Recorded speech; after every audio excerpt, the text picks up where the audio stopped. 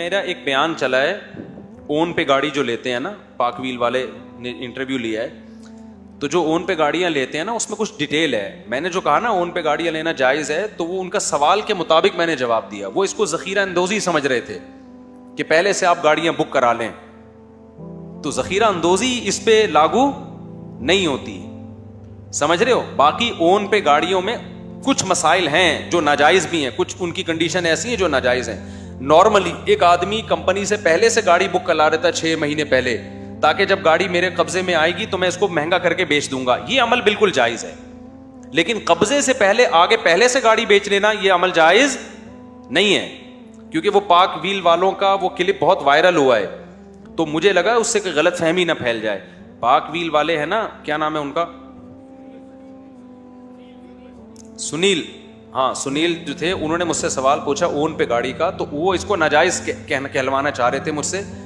ان کو جتنی نالج تھی اس کے حساب سے وہ یہ سمجھ رہے یہ ذخیرہ اندوزی ہے کہ ایک گاڑی آپ پہلے سے ہی سستی 20-30 گاڑیاں لوگ بک کرا لیتے ہیں نا. لوگ کیا کرتے ہیں, کئی گاڑیاں پہلے سے بک کرا لیتے ہیں, تو یہ تو ذخیرہ اندوزی ہے. تو میں نے ان کو بتایا کہ یہ ذخیرہ اندوزی میں نہیں آتا, گاڑیاں ذخیرہ اندوزی میں نہیں آتی. ذخیرہ اندوزی تو ان چیزوں میں ناجائز ہے جو انسان کے زندہ رہنے کے لیے ضروری ہیں, آٹا, دال, اور یہ بھی جب حرام ہے جب مارکیٹ سے یہ چیزیں شارٹ ہو جائیں. اگر شارٹ نہیں ہو رہی تو پھر یہ بھی حرام نہیں ہے, کیونکہ یہ تو بزنس کا یہ طریقہ ہے نا, پہلے سے گودام میں چیزیں لے کے رکھ لیتے ہیں, جب مہنگی ہوگی تو بیچیں گے. تو اسی طرح گاڑیاں جو اون پہ لیتے ہیں یہ بیع سلم کے طریقے پر جائز ہے کہ پہلے سے بک کرا لی, 6 مہینے بعد گاڑی ملے گی آپ کو, تو اس میں آگے فروخت کر لینا جائز نہیں ہے کہ ابھی گاڑی آپ کے قبضے میں نہیں آئی اور آپ نے آگے مہنگے داموں اس کو بیچ دی. کیونکہ حدیث میں صاف طور پہ کہ جس چیز پر آپ کا قبضہ نہیں ہے وہ آپ آگے بیچ نہیں سکتے. اب گاڑی میں قبضے کا مطلب یہ نہیں کہ آپ اپنے شاپر میں ڈالیں گے اس کو, گاڑی کو شو روم پہ آ گئی, شو روم والے نے بتایا کہ یہ آپ کی گاڑی ہے, تو بس اتنا بھی قبضہ کافی ہے. اب آپ اس کو آگے کیا کر سکتے ہیں, بیچ سکتے ہیں. اس سے پہلے بیچنے کا وعدہ کیا جا سکتا ہے, بیچا نہیں جا سکتا. وعدے کا مطلب آپ پارٹی پکڑ لیں, بکنگ کر لیں, بھائی یہ گاڑی میں نے اون پہ لی ہے, 6 مہینے بعد مجھے قبضہ ملے گا, اس کے بعد میں تمہیں بیچوں گا. تو تم اپنا سودا پکا کرنے کے لیے ایڈوانس میں کچھ رقم دینا چاہتے ہو تو دے دو. لیکن 6 مہینے بعد کسٹمر کی نیت بدل گئی کہ میں نہیں خرید رہا, اس کو حق ہے, کیونکہ ابھی بیچنے کا وعدہ کیا ہے, بیچا نہیں ہے, تو آپ کو اس کا وہ ایڈوانس پیمنٹ واپس کرنی پڑے گی. یا آپ کی کھوپڑی گھوم گئی, آپ نے کہا میں نے تمہیں بیچنے کا وعدہ کیا تھا لیکن اب میرا موڈ نہیں ہے, بھائی ایڈوانس واپس کرو. سمجھتے ہو؟ تو دونوں فریق آزاد ہیں. باقی اخلاقی طور پر یہ ہے کہ وہ جب ایک وعدہ کیا ہے تو آپ بھی اس کو نبھائیں اور وہ بھی اس کو نبھائے. تو خوب سمجھ لیں, اون پہ جو گاڑیاں لیتے ہیں تو جب تک آپ نے جو گاڑی خریدی ہے, خریدنا بالکل جائز ہے, لیکن جب تک آپ کے قبضے میں نہیں آ جائے گی آپ اس کو آگے فروخت نہیں کر سکتے. فروخت کرنے کے لیے بکنگ کر سکتے ہیں, وعدہ کر سکتے ہیں. یہ اہم مسئلہ تھا اون پہ گاڑیوں کی خرید و فروخت کا. اچھا, لوگ طنز بڑا کرتے ہیں. وہ پاک ویل والوں نے جو سنیل بھائی ہیں انہوں نے جب یہ کلپ چلایا تو بعض لوگوں نے نیچے رکھا ہوا اصل میں یہ اون پہ گاڑیاں خریدنا تو ناجائز ہے, لیکن مفتی صاحب کی اپنی 3-3 4-4 گاڑیاں انہوں نے اون پہ نکلوائی ہیں نا, تو اس لیے یہ مفتی لوگ اپنے مفاد میں فتوے چینج کر دیتے ہیں. تو میری کوئی گاڑی اون پہ نہیں ہے بھائی, میرے تو اتنی گاڑیاں ہیں بھی نہیں میرے پاس ایک ہی گاڑی ہے, وہ بھی قسطوں پہ بینک سے لی ہے ہم نے, اسلامی بینک سے. سمجھتے ہو؟ تو نہ میں نے کوئی, نہ ہی میرا یہ بزنس ہے. تو کسی پہ طنز کرنے سے پہلے تھوڑا تحقیق کر لیا کرو. بھائی جو آ رہا ہے جو اٹھا کے بس پھینکتے رہو, یہ اس کی اپنی اتنی گاڑیاں ہیں تو مجھے کیا, آپ اون پہ گاڑیاں لیتے ہو نہیں لیتے. اچھا, یہی مولوی جب ناجائز کہتے ہیں پھر ان پہ ملامت, ابے ان کو تو کمانا شمانا ہے نہیں, ان کے پاس تو چندے کے پیسے آ رہے ہیں اور ہمارے بزنسوں کو یہ کیا کہہ رہے ہیں, حرام کہہ رہے ہیں. اور تم کسی حال میں خوش نہیں ہو یار. اس بزنس کو حلال کہہ کے میرا نہ فائدہ ہو رہا ہے نہ میرا نقصان, میں تو پابند ہوں یار اللہ رسول کی تعلیمات. تو صحابہ کرام کے دور میں اس کی مثال ملتی ہے کہ ایک چیز ابھی ہوتی نہیں تھی, صحابہ پہلے خرید لیتے تھے, لیکن اس میں یہ ضروری ہے کہ پیمنٹ ایڈوانس میں ہو. پھر پیمنٹ بھی 6 مہینے بعد ہوگی, گاڑی بھی 6 مہینے بعد آئے گی, یہ جائز نہیں ہے. خیر, جو عام طور پر ہوتا ہے وہ پیمنٹ ایڈوانس ہی دی جاتی ہے کمپنی کو, پھر کمپنی 6 مہینے بعد گاڑی دے گی تو وہ سستی ملتی ہے, پھر آپ 6 مہینے بعد گاڑی اس کو مہنگی کر کے بیچ سکتے ہیں. ظاہر ہے اسی قیمت پہ بیچیں گے تو آپ سے بڑا بے وقوف دنیا میں کوئی پیدا ہوا ہی نہیں ہے. بزنس تو جب ہی ہوگا نا جب مہنگی کر کے بیچے گا. تو سمجھ میں آ رہی ہے بات. پھر لوگ کہتے ہیں ایسے تو 20 گاڑیاں لوگ بک کرا لیتے ہیں. تو پیسہ جب اللہ نے دیا ہے تو 20 گاڑیاں ہی بک کرا کے پیسہ کمائے گا. پیسہ اللہ نے 20 گاڑیوں کا دیا اور گاڑی ایک بک کرا رہا ہے, تو اس سے بڑا بھی بیوقوف دنیا میں کوئی پیدا نہیں ہوا. اسلام پیسے سے پیسہ بنانے کی آپ کو اجازت دیتا ہے, لیکن جائز طریقے سے. جب زیادہ پیسہ ہے تو انویسٹمنٹ بھی کیا ہوگی؟ زیادہ ہوگی. کم پیسہ ہے تو انویسٹمنٹ بھی کم ہوگی. سود حرام ہے اور کاروبار کیا ہے؟ جائز ہے. اب یہ چیز سود اور اس سے کیسے بچے گی کہ آپ نے خریدی, اب قبضے میں آئے بغیر آگے نہیں بیچ سکتے, پھر یہ بے فاسد ہو جائے گی, پھر ناجائز کی طرف جا رہے ہو. لوگ کیا کرتے ہیں کہ گاڑیاں 20 بک کرا لیں اور ابھی قبضے میں آئی نہیں ہے, فوراً پہنانا شروع بھی کر دی اور ان سے ایڈوانس میں پیسے بھی لے لیے اور گاڑی کے تم مالک ہو گئے.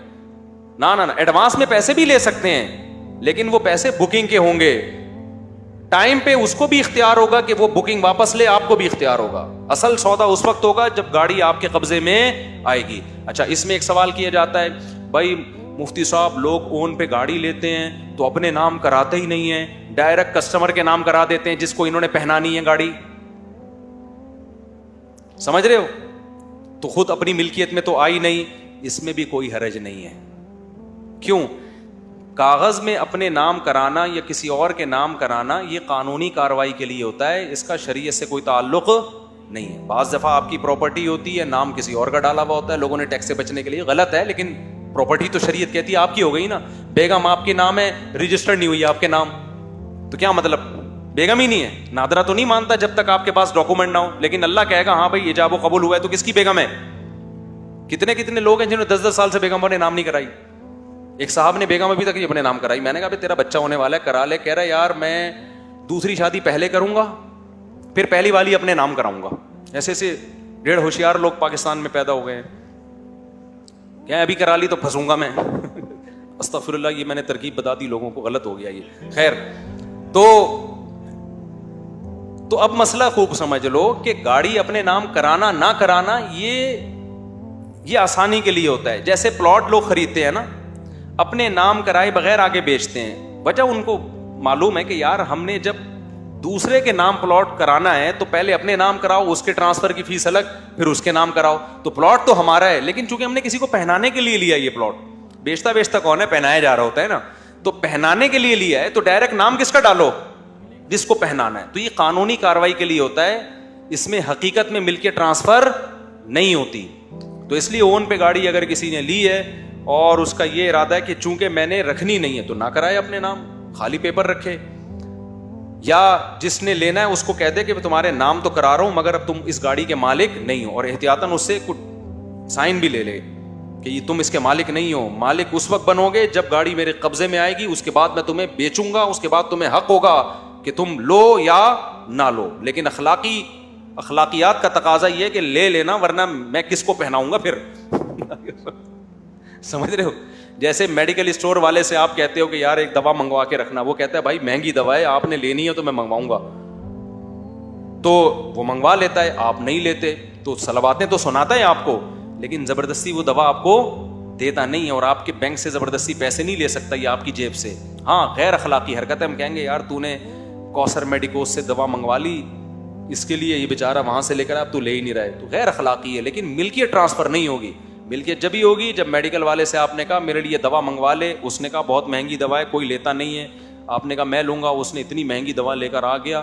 اب آپ کی ملکیت کب ہوگی؟ جب آپ جا کے اس سے خریدیں گے. اس سے پہلے صرف وہ ایک وعدہ ہی ہے. تو اون پہ گاڑی کا بھی یہی مسئلہ ہے, آپ نے خرید لی سامنے والے پارٹی کے کہنے پر. ایک آدمی نے کہا میں 6 مہینے بعد تم سے خرید لوں گا, آپ نے کہا تو خرید لے گا نا, ٹھیک ہے میں نکلوا رہا ہوں ایک ریوو. تو آپ نے 6 مہینے کے اس پہ نکلوا لی, اب وہ نہیں لے رہا. تو ہم بھی صلواتیں تو سنائیں گے اس کو, سنائیں جتنی آپ کو انگلش اردو عربی میں گالیاں آتی ہیں, پنجابی میں, ساری پارسل کریں, لیکن قانون شرعی قانون یہ ہے کہ وہ اس پہ لازم نہیں ہے, کیونکہ ابھی وہ مالک نہیں بنایا. اب نئے سرے سے بیع ہوگی جب آپ کے چیز قبضے میں آئے گی. تو یہ وہ جو پاک ویل والوں سے بھی میری گزارش ہے کہ میرا یہ کلپ آپ ان کو ذرا میسج بھیج دیے گا, یہ شارٹ کلپ بنا کے نا ان سے کہیں یہ بھیج دیں. کیا نام ہے ان کا؟ سنیل. بڑے اچھے آدمی ہیں ماشاء اللہ, بڑی خوشی ہوئی ان سے مل. ایسے کاروباری لوگ جب شرعی مسائل پہ بھی گفتگو کریں, اور اچھا وہ چاہ رہے تھے کہ میں اس کو ناجائز کہوں, تو ان کے جذبے پہ بہرحال مجھے خوشی ہوئی کہ یار وہ چاہ رہے ہیں کہ غریبوں کا کیا ہو. میں نے کہا غریبوں کا اگر غریبوں کو نہیں چلائیں نا اتنی مہنگی گاڑیاں, کیا خیال ہے؟ تو پہلے روٹی پانی اس میں وہ جائز نہیں ہے, اس میں ذخیرہ اندوزی جائز نہیں. ہاں گاڑیاں اتنی مارکیٹ سے شارٹ ہو جائیں کہ لوگ بنیادی ضرورت کے لیے بھی کرائے پہ بھی گاڑیاں نہ مل رہی ہوں, کچھ چند جاگیرداروں نے ایسا معیشت پہ قبضہ کر لیا کہ اب ہمیں رینٹ پہ بھی نہیں مل رہی, ٹیکسیاں بھی شارٹ ہو گئیں, اب ہم جناب یہاں سے حیدرآباد بھی گدے گھوڑوں پہ جا رہے ہیں. اس وقت پھر یہ فتویٰ دیا جائے گا کہ بھائی یہ ایک وسیم بھائی ہے ارب پتی, اس نے ساری گاڑیاں اپنے شو روم میں ڈال لی ہیں, اب وہ مارکیٹ